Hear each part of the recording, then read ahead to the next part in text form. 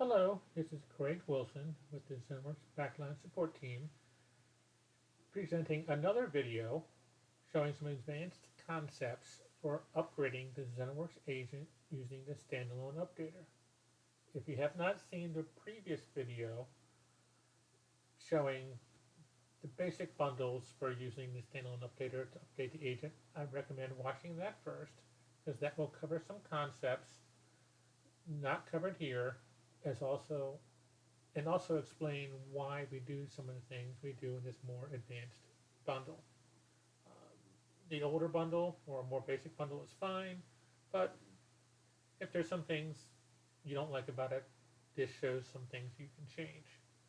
So I'm going to go ahead and just kick off the new bundle for upgrading, because it will take some time, and while it's running we can discuss some of the things that are happening and go through the bundle itself.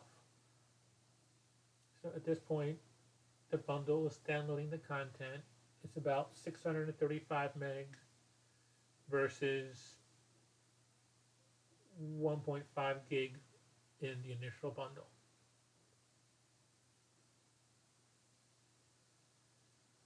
At this point, Zap terminates.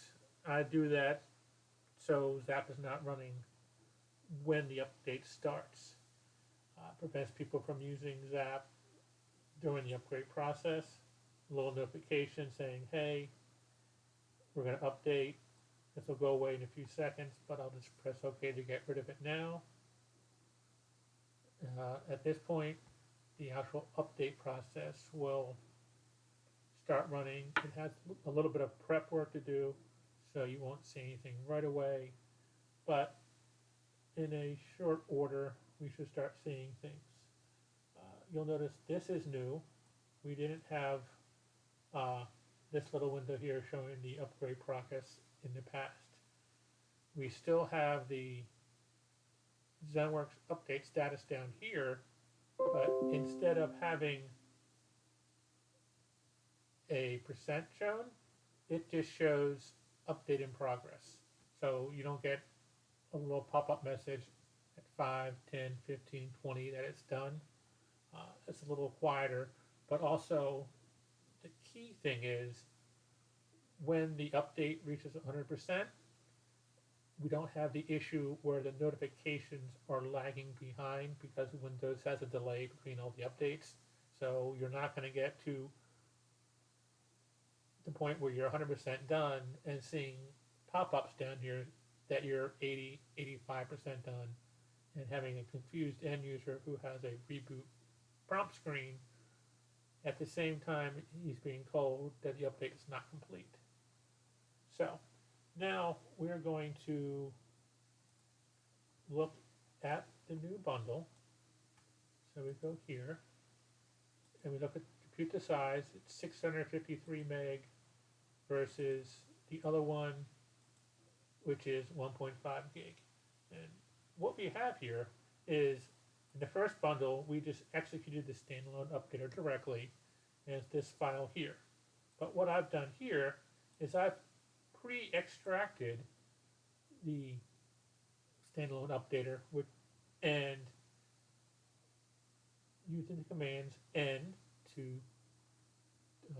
do not execute, so and D to destination. So this will just extract all the contents to this destination here.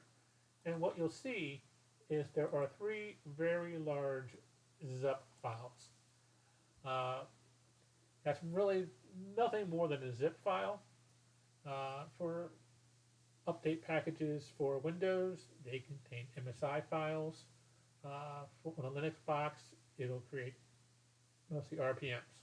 There can be some EXEs and stuff in there too, but you get the idea. Now, one thing you'll notice is that the satellite ZUP is about 900 megs, which is about 50% more than the ZUP for the core agent and the ZUP for the FDE.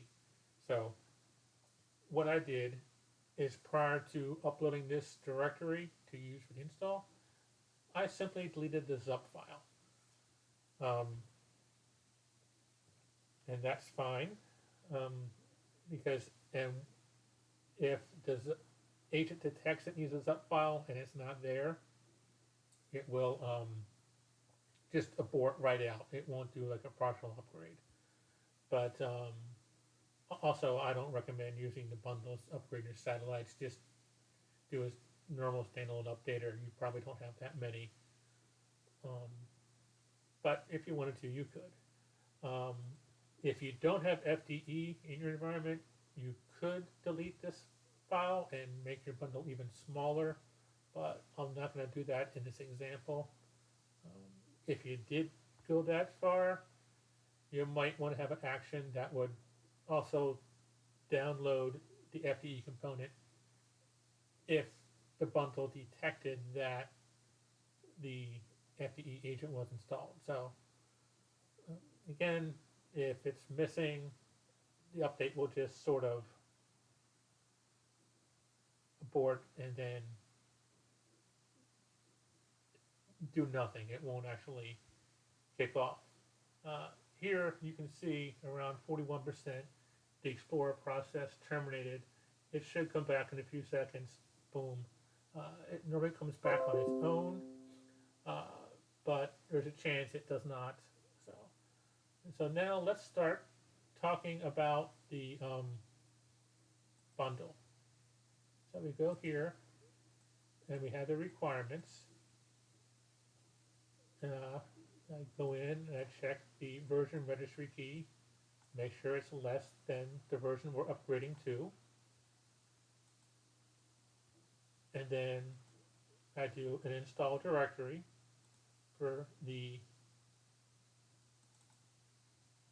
extracted files. And along with the satellite ZUP, there's actually a 0-byte file here. You'll want to delete that too. Not sure why it's there. It's not used as part of the upgrade process. And if it exists, it just confuses the updater and you'll get an error at launch time. So delete the 0-byte file, which I've only seen in the 24.4 standalone updater, along with the satellite package. And then the next thing I do is I create a couple registry keys.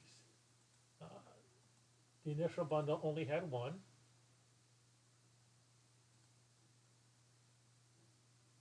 Oh, actually, wait, hold on. I'm in the wrong bundle here. This is the one we want. So I'm in here. Again, we have the requirements, 244, actions,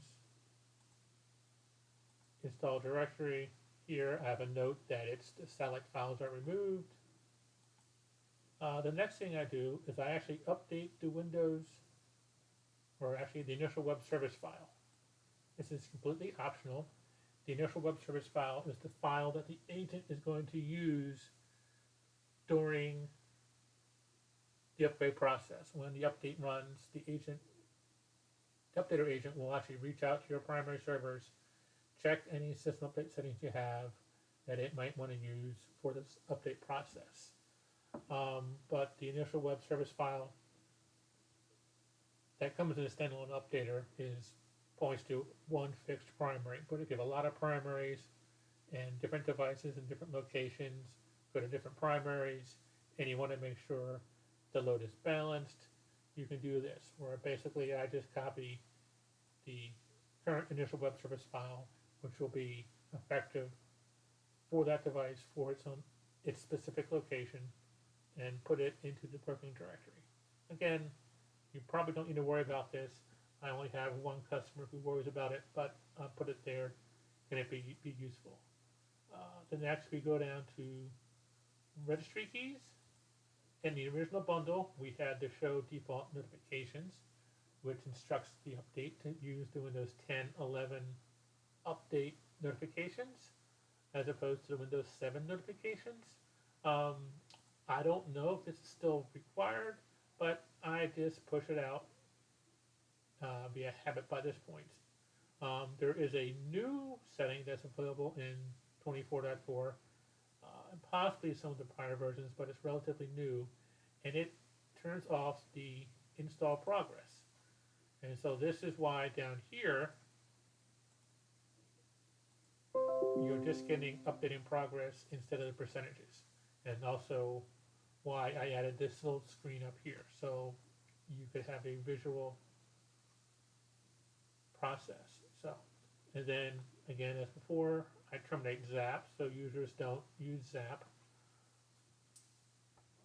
as the process is for upgrading is starting. Again, I run a PowerShell that's going to sit and wait for Explorer to terminate and wait 5 seconds. And if it doesn't restart on its own, it will restart it because we do have some hooks into Explorer that might require it to restart as we upgrade.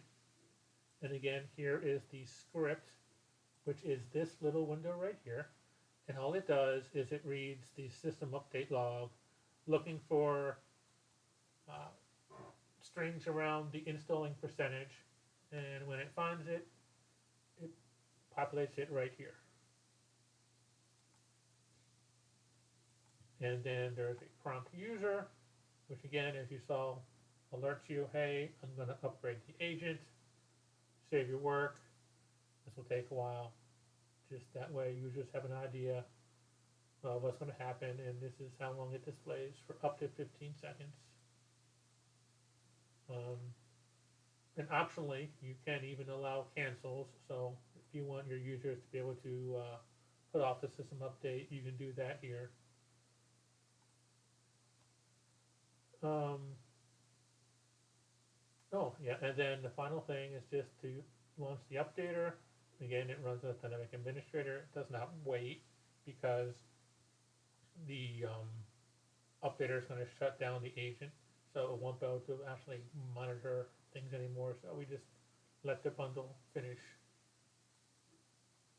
and that's really all there is. It's now at 70%. At this point, it's doing some ZCM updates and some FTE updates.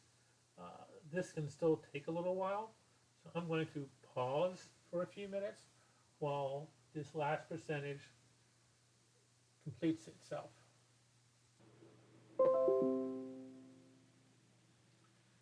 Okay, and